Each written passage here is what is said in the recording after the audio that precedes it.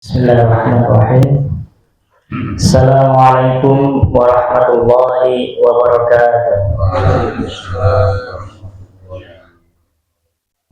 Innal hamdalillah nahmaduhu wa nasta'inuhu wa nastaghfiruh wa na'udzu billahi min shururi anfusina wa min sayyiati a'malina.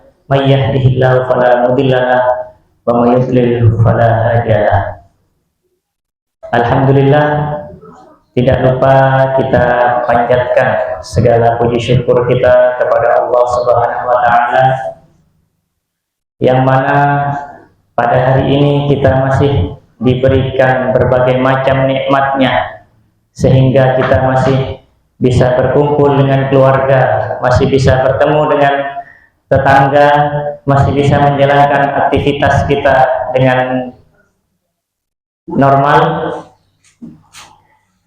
Yang terlebih lagi yaitu nikmat iman, yang dimana dengan nikmat tersebut kita bisa hadir di majelis ini, kita bisa melaksanakan sholat jamaah, yang mana nikmat iman ini adalah nikmat terbesar yang Allah karuniakan kepada kita. Karena ketika kita berpulang ke rahmatullah tanpa keimanan, maka akan sia-sia hidup kita selama di dunia ini. Sholawat serta salam semoga tetap tercurah limpahkan kepada Nabiullah Muhammad sallallahu alaihi wasallam, alladzi qad ballagha risalah wa nasaha al-ummah wa jahada fi sabilihi hatta atana al-yaqin. Tidak lupa kita aturkan sholawat kepada Nabiullah Muhammad SAW, yang mana atas perjuangan beliau bersama para sahabatnya, dakwah beliau memperjuangkan ad-dinul Islam, sehingga kita sampai kepada zaman yang kita bisa menjalankan Islam tanpa perlu dengan ibadah sembunyi-sembunyi, sebagaimana yang pernah dialami oleh Nabi dan para sahabatnya. Kita bisa ngaji dengan tenang, kita bisa melaksanakan ibadah-ibadah lainnya tanpa ada gangguan, sebagaimana yang dialami para sahabat ketika awal-awal memperjuangkan Islam. Maka atas nikmat tersebut kita patut syukuri dan kita manfaatkan dengan sebaik-baiknya. Alhamdulillah, pada malam hari ini saya bisa berkumpul dengan saudara-saudara sekalian, bapak ibu sekalian yang insya Allah dirahmati Allah. Ini pertama kalinya saya di sini, karena kemarin tiba-tiba Ustadz Raffi menghubungi, ada yang berhalangan hadir, jadi beliau minta tolong saya untuk menggantikan. Jadi salam kenal, nama saya Zorif, temannya Ustadz Raffi waktu di pesantren dulu. Sebenarnya temanya hari ini kajian tafsir atau apa ya? Cuman kemarin kayaknya Ustadz Raffi bilang karena ada mendekati momen Ramadan, mungkin bahas tentang Ramadan saja ya, gitu. Alhamdulillah, tidak terasa selama ini kita beberapa bulan terakhir kita berdoa, Allahumma barik lana fi Rajaba wa Sya'bana wa ballighna Ramadan. Ya Allah, berkahi kami di bulan Rajab dan Sya'ban, dan sampaikan kami kepada bulan Ramadan. Kenapa kita sampai berdoa sebegitunya, sampaikan kami ke bulan Ramadan? Karena bulan Ramadan ini, kalau kita bahasakan sekarang ini apa ya, di bulan Ramadan ini banyak door prize-nya gitu. kata kenapa dinamakan bulan Ramadan?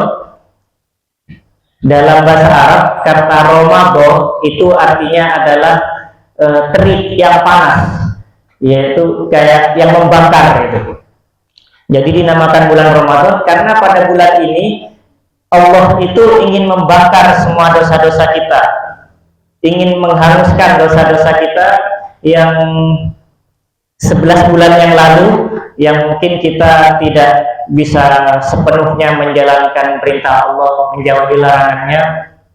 Maka Allah hadiahkan bulan Ramadan ini sebagai bentuk kasih sayang Allah, karena Allah tahu kemampuan hambanya.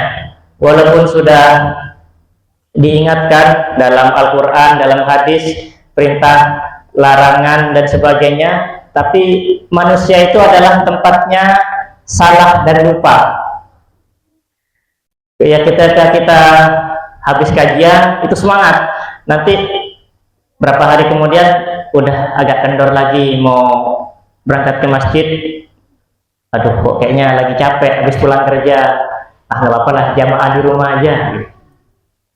Jadi, dan berbagai macam kelalaian-kelalaian kita yang lainnya, maka Allah hadiahkan spesial bulan Ramadan ini untuk membakar dosa-dosa kita di bulan-bulan sebelumnya, sekaligus untuk menambah saldo rekening amal kita. Karena pada bulan Ramadan itu pahala-pahala itu dilipat gandakan. Jadi bulan Ramadan merupakan bentuk kasih sayang dari Allah Subhanahu wa Ta'ala kepada kita. Makanya selalu dinanti-nantikan.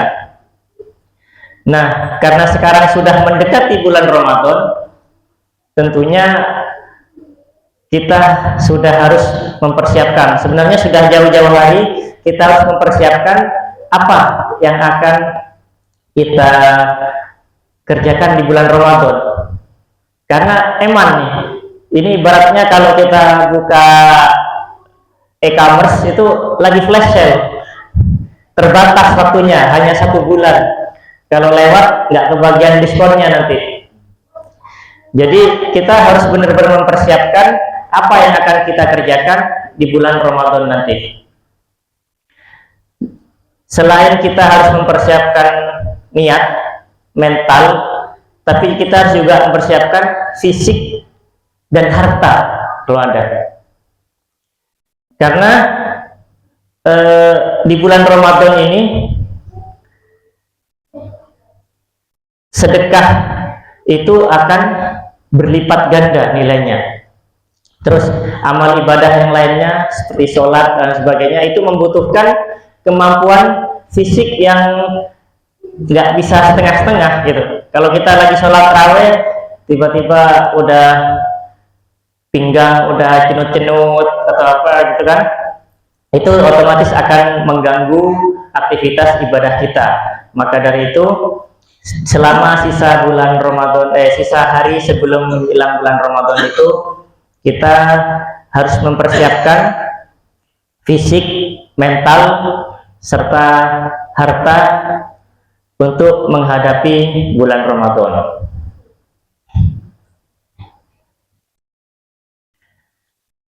Lalu apa yang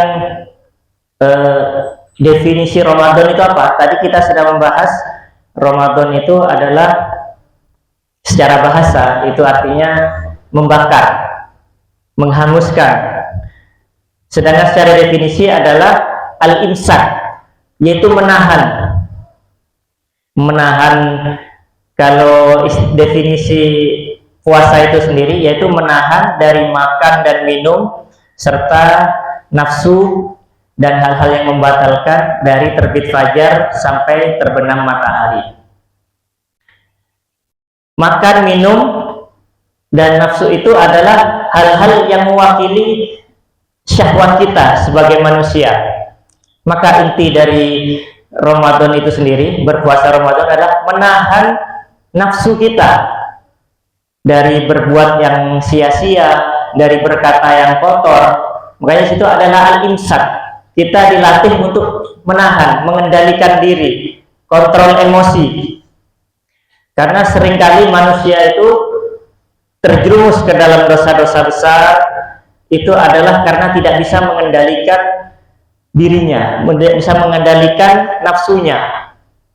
Misalkan kita di rumah, anak lagi salah main gitu, terus numpahin air atau apa, itu otomatis kadang kita tuh marah gitu kan, mecahin piring, mecahin gelas gitu kan, kita otomatis langsung marah, kadang sampai mengeluarkan kata-kata kasar. Tapi setelah itu beberapa menit kemudian kita nyesal gitu. Yo, ini kan cuman tumpah, bisa dilap gitu. Sedangkan perasaan anak yang sudah terluka itu bisa jadi akan mempengaruhi tumbuh kembangnya di masa depan. Jadi semua itu adalah karena kita tidak bisa menahan diri. Maka itu di bulan Ramadan itu kita dilatih untuk sabar, menahan diri. Diawali dengan menahan nafsu yang menjadi kebutuhan kita, makan, minum, karena itu otomatis semua orang butuh makan, butuh minum. Gimana kita nggak makan, nggak minum dari pagi, dari fajar sampai maghrib? Maka itu akan dibutuhkan tekad dan kontrol yang kuat. Itulah salah satunya juga mengapa Ramadan disebut bulan tarbiyah. Nanti itu juga disebut bulan Al-Quran dan lain sebagainya. Setidaknya saya akan menyebutkan 3 amalan utama yang akan kita maksimalkan selama bulan Ramadan itu. Pokoknya itu ada 3, insya Allah. Ya, nanti cabang-cabangnya itu bahasa banyak. Yang pertama yaitu adalah memperbanyak qiyam, sholat. Memperbanyak itu artinya berarti kita selama ini sudah mengerjakan yang sholat fardu, sholat yang wajib itu kan, yang 5 waktu. Ketika bulan Ramadan kita dianjurkan untuk memperbanyak qiyam kita kepada Allah, karena sholat itu merupakan salah satu perantara kita itu berinteraksi dengan Allah. Sholat itu ibadah yang paling intim dengan Allah. Jadi selama Ramadan, kalau kita biasanya cuma bisa sholat 5 waktu, ayo kita tambah sholat sunnahnya, qobliyahnya, ba'diyahnya, nanti sholat tarawihnya. Karena mangqama Ramadan imanan wa ihtisaban ghufira lahu ma taqaddama min dzambi. Barang siapa yang mendirikan sholat, maksudnya qiyam, termasuk tarawih, qiyam lain di bulan Ramadan dengan keimanan selama 30 hari itu full, maksudnya Ramadan memaksimalkan qiyamnya, maka Allah akan menjanjikan ghufira lahu ma taqaddama min dzambi, menghapuskan dosa-dosa di masa lalu. Tentunya kita sebagai manusia pasti punya banyak dosa yang baik disadari atau tidak disadari, siapapun itu, maka Allah menyediakan pengampunan barang siapa yang bisa memaksimalkan qiyamnya ketika bulan Ramadan. Ghufira lahu ma taqaddama min dzambi. Jadi mulai dari sekarang dicicil, dilatih, dibiasakan sebelum nanti ketika Ramadan, maka kita sudah siap, sudah nggak kaget gitu kan. Kalau selama saya pernah dulu di Mesir, itu kalau qiyam itu kadang saya sendiri tuh nggak kuat gitu, maksudnya ngikutin kebiasaan mereka, mungkin karena mereka sudah biasa ya. Itu 1 kali sholat tarawih itu 1 juz. Jadi 30 hari itu pas 30 juz. Itu kadang ya lumayan, kaki itu sampai pegel-pegel gitu, karena kita nggak terbiasa. Kalau mereka mungkin karena sudah terbiasa, jadi itu nggak terlalu berat kayak kita. Habis itu malam, itu kan tarawih, bisa malam itu masih ada qiyamul lail. Jadi kalau di Masjid Azhar sendiri nanti ada habis tarawih, terus malam itu lagi masih qiyamul lail, jadi sholat tahajud. Kalau di sini biasanya itu di Asyura awakhir aja. Ada yang mengadakan malamnya tarawih, terus nanti sebelum sahur sholat tahajud. Jadi itu adalah hal-hal yang perlu kita biasakan. Saya juga sendiri masih perlu banyak belajar, perlu banyak latihan. Kita sama-sama memperbaiki, karena tujuan kita adalah Ramadan ini, siam ini adalah ya ayyuhalladzina amanu kutiba alaikumus syiyam kama kutiba alal ladzina min qablikum la'allakum tattaqun. Tujuan akhirnya itu adalah la'allakum tattaqun, untuk menjadi hamba-hamba yang bertakwa. La'alla ini adalah kalau di ilmu nahwu itu harfut taraji, pengharapan gitu. Yang pengharapannya ini maksudnya ini untuk sesuatu yang harus dikerjakan sungguh-sungguh. Jadi dari situ bisa kita simpulkan, tidak semua orang yang berpuasa itu bisa mencapai derajat takwa. Jadi kita harus mengusahakan masih, walaupun kita sudah berpuasa bersungguh-sungguh, maka kita berharap sampai ke endingnya itu. Bahkan kalau lihat fenomena di sekitar kita, banyak di antara kita itu yang mereka berpuasa ketika bulan Ramadan, tapi tidak mengerjakan sholat. Nah, ini logikanya ya gimana ya, belum nggak masuk gitu.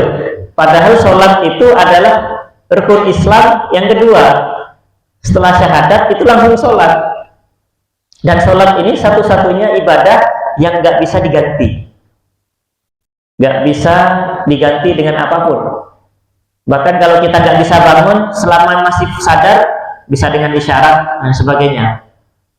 Bahkan kalau Imam Syafi'i berpendapat yang orang-orang yang dulu pernah meninggalkan sholat di waktu baliknya, mungkin sedulu punya masa lalu yang kelam, habis itu bertobat, punya hutang sholat berapa, itu kalau Imam Syafi'i itu disuruh dicicil semampunya, dikira-kira aja. Kalau imam yang lain berpendapat ya sudah, nggak apa-apa, yang sudah lalu sudah, insya Allah diampuni. Tapi kalau Imam Syafi'i dia paling ketat. Imam Syafi'i ini kalau masalah ibadah paling ketat, itu harus diganti. Jadi habis sholat isya ganti satu gitu, dihitung aja sampai berapa tahun gitu, kira-kira seperti itu. Maksudnya saking pentingnya sholat dan nggak bisa digantikan siapapun. Kalau puasa nggak mampu bisa bayar fidyah, haji bisa digantikan, dihajikan, diumrohkan. Tapi sholat ini nggak ada yang bisa menggantikan, nggak bisa digantikan oleh anaknya, keturunannya, nggak bisa. Maka dari itu sholat ini menjaga hubungan kita dengan Allah. Inna sholata tanha 'anil fahsya'i wal munkar. Maka barang siapa yang sholatnya itu benar, dia akan menjaga orang tersebut dari perbuatan keji dan mungkar. Jadi yang pertama yaitu kita harus, amalan pertama yang kita fokuskan di bulan Ramadan, sholat. Perbanyak sholat sambil doa dan sebagainya. Kemudian yang kedua adalah muamalah kita tingkatkan muamalah kita dengan Al-Quran. Yang pertama yaitu adalah qiraah, membaca Al-Quran. Membaca Al-Quran ini bukan hanya untuk orang yang sudah lancar saja. Orang yang masih belajar pun nggak usah berkecil hati, karena di dalam sebuah hadis disebutkan kan, laisa alif lam mimun harfun walakin alifun harfun wa mimun harfun wa lamun harfun wa mimun harfun. Maksudnya tidaklah alif lam mim itu dihitung satu pahala, tapi alif itu sendiri, lam itu sendiri, mim itu sendiri. Maksudnya pahalanya itu per huruf Al-Quran itu. Bahkan disebutkan di hadis lain, orang yang terbata-bata membaca Al-Quran tapi dia bersungguh-sungguh ingin membenarkan bacaannya, maka dia akan mendapatkan 2 pahala, yaitu pahala dari membacanya, dan kedua adalah bersungguh-sungguh ingin memperbaiki bacaannya. Dan ditambah ketika bulan Ramadan, maka akan dilipat gandakan pahalanya. Bahkan para ulama ketika bulan Ramadan itu ada yang sampai meninggalkan kajiannya hanya untuk fokus Al-Quran selama bulan Ramadan. Karena kita tahu Ramadan sendiri dikenal dengan Syahrul Quran, bulan di mana Al-Quran itu diturunkan. Nuzulul Quran, bulan di mana Al-Quran ini hadir di tengah-tengah kita menjadi petunjuk, hudal linnas, menjadi petunjuk buat kita, yang tanpa petunjuk itu kita gak akan jadi apa-apa, hampa. Kalau kita tahu ada orang-orang yang sudah punya harta dan lain sebagainya, sudah punya semua yang mungkin yang ideal ketika di dunia ini, tapi ada yang masih mati bunuh diri, masih stres, frustasi, akhirnya pakai narkoba, minum-minuman dan lain sebagainya, karena itu hanya keinginan nafsu kita manusia tanpa diarahkan oleh petunjuk yang jelas. Sedangkan kita di Al-Quran itu dituntun, kalau kamu pengen bahagia, kalau kamu pengen tenang, kalau kamu pengen hidup sakinah dan lain sebagainya, semua yang kita minta, yang kita butuhkan ada. Kamu pengen kaya, ada. Kamu pengen mendidik anak, semua itu ada di Al-Quran. Maka dari itu, selain qiraah, yang kedua adalah tilawah dan tadabbur. Selain kita membaca, paling enggak 1 bulan itu khatam lah 1 kali. Berarti 1 hari 1 juz. Kalau berat sekali duduk kan bisa dicicil. Sholat 5 waktu, 1 juz itu kan 10 lembar. Berarti sebelum sholat tuh 1 lembar. Nanti habis sholat 1 lembar. Jadi 1 kali waktu sholat itu 2 lembar. 5 kali waktu sholat 1 juz selesai. Kalau yang merasa berat sekali duduk gitu kan, kadang satu juz itu rasanya berat kali, ngantuk kadang baca itu. Jadi setelah kita memperbanyak tilawah, bahkan kalau para ulama itu berlomba-lomba, ada yang khatam 1 hari itu ada yang 1, berarti dia terus gitu, fokus untuk ya ningkatin saldo pahalanya. Yang kemudian kita selain qiraah bisa dengan tilawah juga, mentadabburi, belajar Al-Quran. Ya bisa ikut kajian belajar Al-Quran, misalnya di Al-Quran itu nanti bahas tentang banyak pengetahuan situ, fikih, sholat, terus puasa dan lain sebagainya, itu juga pahalanya besar. Jadi kita tingkatkan di Syahrul Quran ini, jangan sampai muamalah kita dengan Al-Quran turun. Malah sebaliknya, kalau saya lihat tuh sering di sini masih asing ya pemandangan seperti itu. Saya sering jumpai kalau di angkot ketika di Mesir di bis, itu mereka sambil berdiri tuh sambil ngaji. Di bis itu kan nggak nyupir kan, ngantri aja itu sambil ngaji. Tak duduk itu nunggu sambil ngaji. Ya mungkin dapat berapa lembar gitu kan, nanti aktivitas lagi, ada waktu kosong, lagi istirahat bentar, baca 1 lembar. Ya seringannya, nggak usah terlalu memberatkan, tapi continue gitu. Biar tidak, kalau terlalu berat tuh biasanya 1 hari 2 hari bisa, habis itu ditinggalkan. Kadang 1 hari langsung 5 juz, kadang hari ketiga tuh males juga, capek. Karena khairul a'mal indallah dawamuhu wa inqalla. Sebaik-baik amal di sisi Allah itu adalah yang konsisten walaupun kecil. walaupun sedikit tapi konsisten. Kemudian yang ketiga adalah yaitu sedekah. Bulan Ramadan itu panennya orang sedekah, pahalanya akan berlipat-lipat. Orang yang memberi buka saja, iftar, man fattara sha'iman kana lahu ajrun mislu ajrihi la yanqusu syai'an minhu. Jadi orang yang memberi buka makanan untuk berbuka, orang yang sedang puasa, maka dia akan mendapatkan pahala sebagaimana orang itu berpuasa, tanpa mengurangi sedikit pun pahala yang diberi buka ini, yang diberi makan. Maka disinilah kita melihat amal itu butuh kecerdasan juga. Kita punya uang misalkan 10 juta atau berapa untuk disedekahkan, 1 juta kita sedekahkan satu orang, ya dapat pahala. Tapi di Islam ini ada ketentuan-ketentuan tertentu yang itu bisa meningkatkan pahalanya. Jadi kalau misalkan kita 1 juta kita kasihkan mungkin ke santri untuk berbuka, dapat jadi berapa ratus orang. Bayangkan kita mendapatkan pahala sehari itu, kita mendapatkan pahala puasa sama dengan ratusan orang.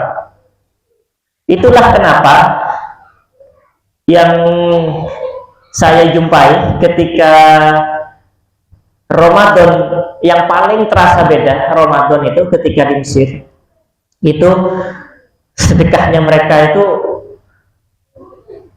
luar biasa. Jadi mereka itu selama bulan-bulan sebelum Ramadan itu kayaknya sudah nyiapin gitu, sudah ngumpulin. Ketika Ramadan itu kayak mereka ngeluarin uang itu nggak mikir gitu. Ketemu orang di jalan, pelajar dikasih aja. Bahkan di Masjid Azhar itu satu hari ketika berbuka itu menyediakan 7.000 porsi per hari. Untuk sahurnya itu 3.000-an gitu.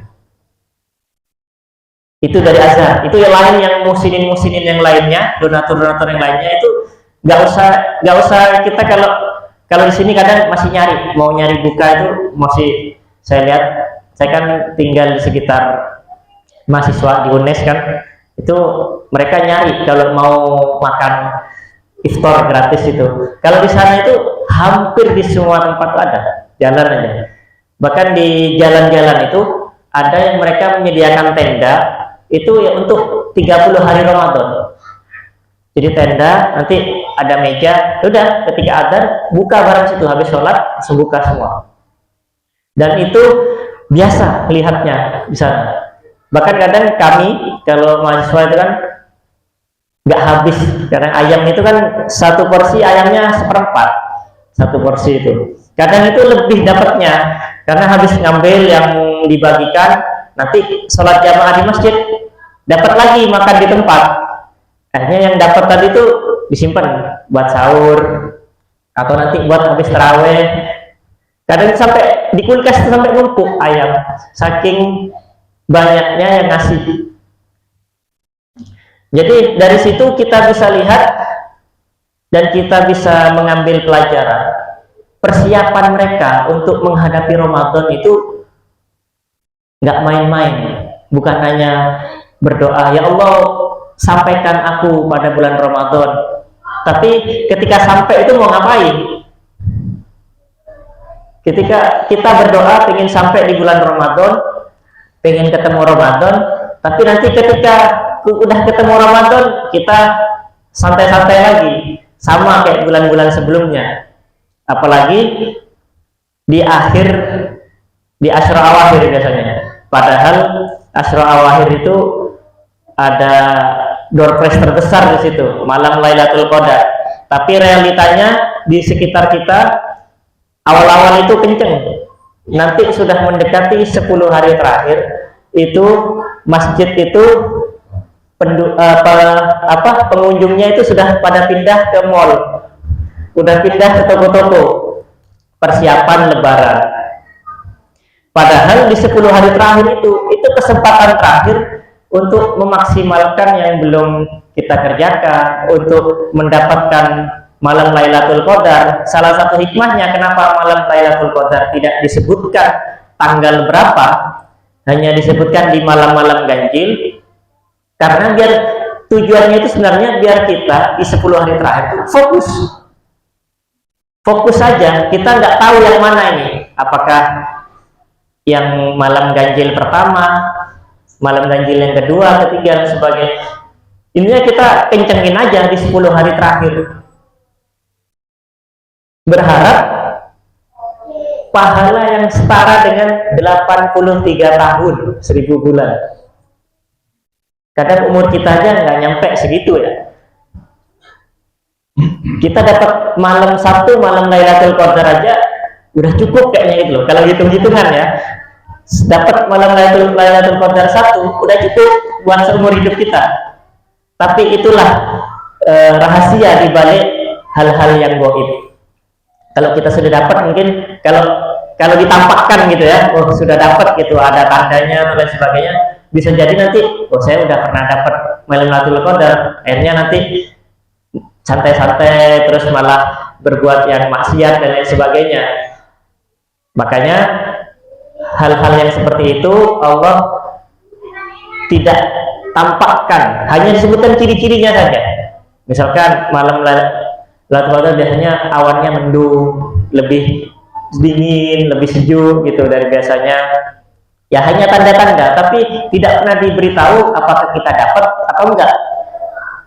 Itu tujuannya adalah supaya kita ada semangat untuk mengejar itu, tapi kita tidak puas ketika mendapatkan, karena kita nggak tahu dapat apa belum, berharap lagi.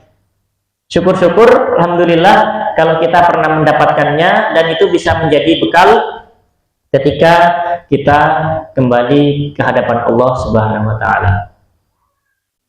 Jadi sedekah di bulan Ramadan itu pahalanya bisa berlipat-lipat lagi. Mungkin kalau di sini biasanya di komplek-komplek ada kan giliran ngasih bukan, itu bagus. Jadi tiap hari dapat jatah, pahalanya banyak. Ya, hari ini rumahnya bapak siapa ngasih makan, dapat pahalanya orang satu komplek. Besok giliran bapak siapa. Itu adalah sarana atau cara kita memaksimalkan bulan Ramadan, karena kita tahu keutamaannya, maka kita juga bisa mensiasati. Jadi sedekah itu bukan asal ngasih aja, ada caranya, ada poin-poinnya supaya sedekah kita bisa maksimal. Misal kita ngasih makan, misalkan ngasih sama-sama punya 500.000 misalkan, kita sedekah sama pengamen misalkan ya, pengamen yang nggak jelas, mungkin yang ngerokok apa dengannya, nggak tahu uang itu buat apa, dibandingkan sedekah dengan santri yang ada potensi kita didoakan, santri ini ngaji dan lain sebagainya, maka pahalanya itu akan ke kita. Kita tentu kita ngasih sodako sama orang yang tadi itu dapat pahala juga, tapi pahalanya selesai di situ. Tapi kita kasih pahala kasih Al-Quran misalkan ke anak yang sedang menghafal Al-Quran, maka selama anak ini membaca Al-Quran, melafalkan hafalannya dari sarana Al-Quran yang kita kasih, pahalanya ngalir ke kita. Itulah kenapa orang Islam itu gak boleh miskin. Kita dianjurkan semua itu didorong untuk menjadi kaya, seperti sahabat-sahabat Nabi itu rata-rata kaya.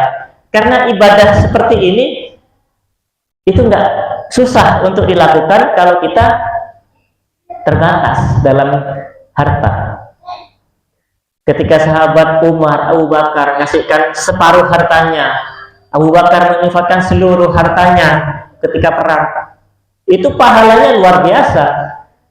Padahal Abu Bakar, Umar dan sebagainya itu ibadah yang lainnya itu bukan yang sembarangan, sholatnya, ngajinya dan lain sebagainya bukan sembarangan, tapi ketika datang seruan untuk mengeluarkan zakat, sodako dan sebagainya, nggak tanggung-tanggung, sebab seluruh hartanya dikasihkan, ada yang separuh hartanya, karena tahu keutamaan itu, pahala itu seperti orang yang infak jariah, bangun masjid atau bangun sekolahan, itu kan salah satu di antara 3 amalan yang akan mengalir pahalanya terus walaupun sudah meninggal. Salah satunya adalah sedekah jariah. Jadi itu investasi. Kita bukan hanya bisa investasi di dunia, saham dan sebagainya, tapi kita bisa nanam saham di dunia, kita tinggal di akhirat, ditransfer pahalanya. Sama kayak kita saham di sini kan, tiba-tiba masuk ke rekening gitu pahalanya, kita tinggal lihat. Nanti kalau kita punya saham di dunia untuk dibawa ke akhirat, nanti di akhirat kita datang pahalanya. Misalkan kita kurang nih buat nutupin dosa-dosa kita, ternyata ada santri yang ngaji di masjid kita atau ada yang belajar di sekolah kita, pahalanya datang ke kita. Disitulah pentingnya kecerdasan dalam beramal. Insya Allah 3 hal itu adalah poin utama yang perlu kita tingkatkan di bulan Ramadan. Yang sisanya ya ngikut lah, maksudnya kebaikan-kebaikan yang lain tuh sudah pasti, seperti ya berkata yang baik dan sebagainya, itu sudah